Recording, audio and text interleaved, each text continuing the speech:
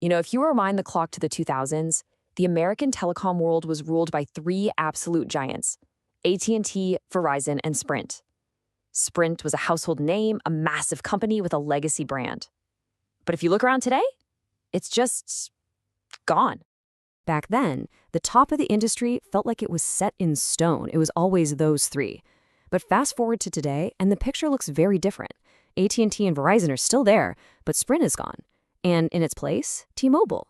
So the big question is, how on earth does an industry titan just vanish? And let's be super clear here. We're not talking about some small-time player that just faded away. At its absolute peak, Sprint had 55 million customers. Think about that for a second. That's a customer base bigger than the entire population of many countries, all on one network. So that's the central mystery we're diving into. How does a company with that much brand recognition, that much money, and a massive customer base get completely erased from the map?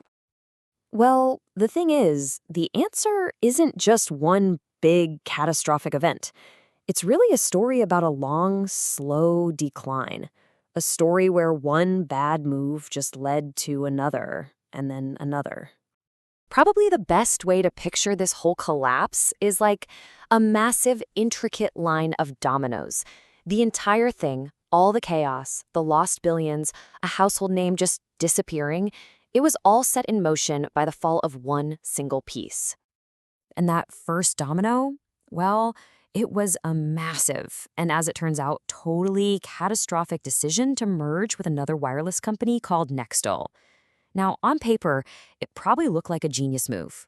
But in reality, it was the beginning of the end.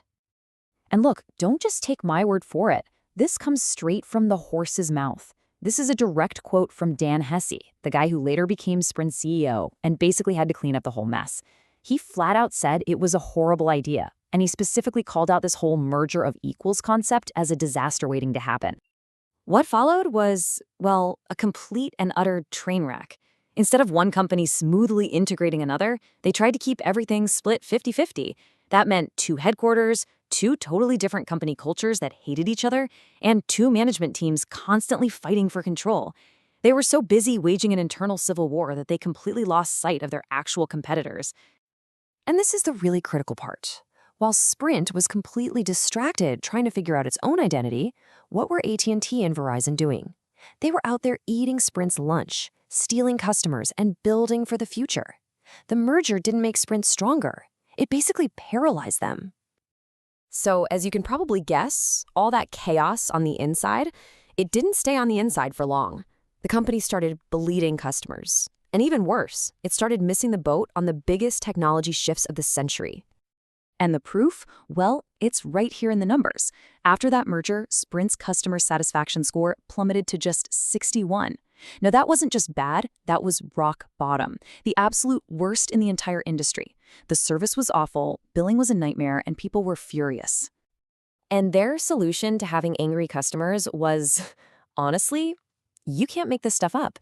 Instead of, fixing the problems, they looked at their data and found the 1,000 customers who complained the most, and they fired them. Yes, they literally sent letters to their own paying customers and told them to get lost. The public backlash, as you can imagine, was just insane. All of this is happening at the worst possible time because the smartphone revolution is exploding. In 2007, AT&T lands that legendary exclusive deal for the iPhone. Verizon fires back with the super popular Motorola Droid, and Sprint's big answer? The Palm Pre. It was an interesting phone, but it was fragile, had no apps, and was a total commercial flop. They bet the farm on the wrong horse right when the race was starting. So you start to see a pattern here, right? Making the absolute wrong call at the worst possible time. And, well, that theme continued with a series of just disastrous technological and financial gambles. Their next huge mistake came with the jump to 4G. In a desperate race to be first, Sprint went all in on a technology called WiMAX. The only problem? The rest of the entire world chose a different and way better technology, LTE. So yeah, Sprint was the first to have a 4G network, but they had built it on the wrong technology. It was obsolete before they even finished rolling it out. So to try and stop the bleeding and finally get the phone everyone actually wanted, they made this Hail Mary deal with Apple in 2011. They committed to buying a mind-boggling $20 billion worth of iPhones over the next 4 years. Just an insane amount of money. You gotta understand, this wasn't a partnership, it was a complete surrender.